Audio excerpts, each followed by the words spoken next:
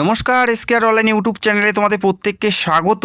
রাজ্যে একটি গুরুত্বপূর্ণ নিয়োগ বর্তমানে চলছে। রাজ্যের ফুড বিভাগে নতুন নিয়োগ, অর্থাৎ রাজ্যের খাদ্য দপ্তরে খাদ্য বিভাগে নতুন নিয়োগের বিজ্ঞপ্তি প্রকাশিত হলো এবং যেখানে বর্তমানে আবেদন চলছে আবেদন চলছে রাজ্যের 23 জেলার থেকে মেল এবং ফিমেল প্রত্যেকে আবেদন করতে পারো। পুরোপুরি স্থায়ী পদে এবং ভালো মানের বেতনে নিয়োগ করা হচ্ছে। কোনো কন্ট্রাকচুয়াল বেসিস নিয়োগ করা হচ্ছে না, পুরোপুরি স্থায়ী পদে প্রচুর সংখ্যক শূন্য পদে নিয়োগ করা হচ্ছে। তো ভিডিওটি দেখো, যদি যোগ্যতা থাকে সেক্ষেত্রে অ্যাপ্লাই করতে পারো।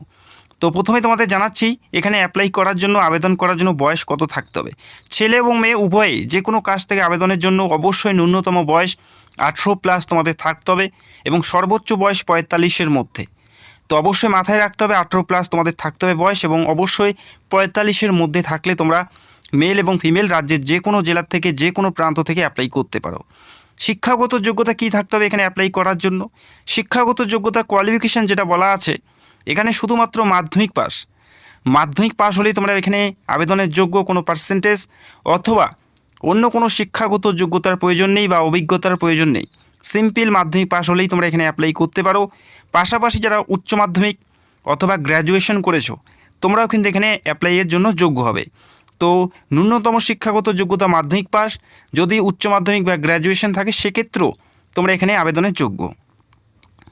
নিয়োগ প্রক্রিয়া অর্থাৎ সিলেকশন প্রসেস কী বলা আছে এখানে? যে সিলেকশন প্রসেসের মাধ্যমে নিয়োগ করা হচ্ছে, ইন্টারভিউ এবং ডকুমেন্ট ভেরিফিকেশনের মাধ্যমে নিয়োগ করা হচ্ছে। প্রথমে এখানে থাকছে ইন্টারভিউ, একটি বেসিক লেভেলের ইন্টারভিউ। যে সকল প্রার্থী এখানে অ্যাপ্লাই করবে প্রত্যেকের ইন্টারভিউ থাকবে। ইন্টারভিউ কোয়ালিফাই করার পর তোমাদের একটি ডিভি অর্থাৎ ডকুমেন্ট ভেরিফিকেশন হবে।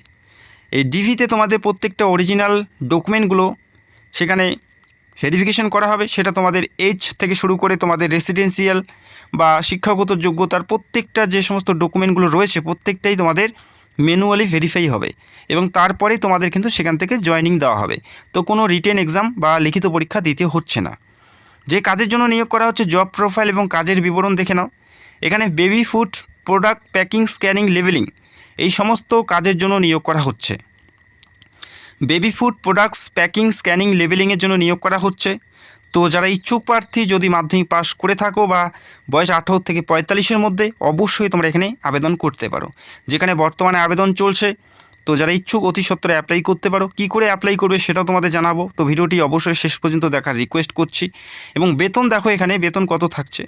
অত্যন্ত ভালো মানের বেতন কিন্তু এখানে দেওয়া হচ্ছে। প্রতি মাসে শুরুতেই প্রথম মাস থেকেই তোমরা বেতন পাবে 15,600 টাকা। একটা ভালো মানের বেতন কিন্তু প্রথম মাস থেকে দেওয়া হচ্ছে এবং পরবর্তীতে এই বেতন কিন্তু আরও বেড়ে যাওয়ার সম্ভাবনা রয়েছে। তবে প্রথম মাস থেকে এটাই পাবে এবং অতিরিক্ত সুযোগ সুবিধা থাকছে, যেমন পিএফ, প্রভিডেন্ট ফান্ড, ইএসআইসি, ওটি অর্থাৎ ওভারটাইম। এই প্রত্যেকটা সুযোগ সুবিধা এই ভালো বেতনের পাশাপাশি তোমাদের থাকছে। ডেলি বেসিস 8 ঘন্টা করে ডিউটি থাকবে, প্রতিদিন 8 ঘন্টা করে ডিউটি থাকবে এবং সাপ্তাহিক একদিন কিন্তু ছুটি থাকছে। তো বুঝতেই পারছো একটি গুরুত্বপূর্ণ নিয়োগ। যদি যোগ্যতা থাকে অ্যাপ্লাই করতে পারো।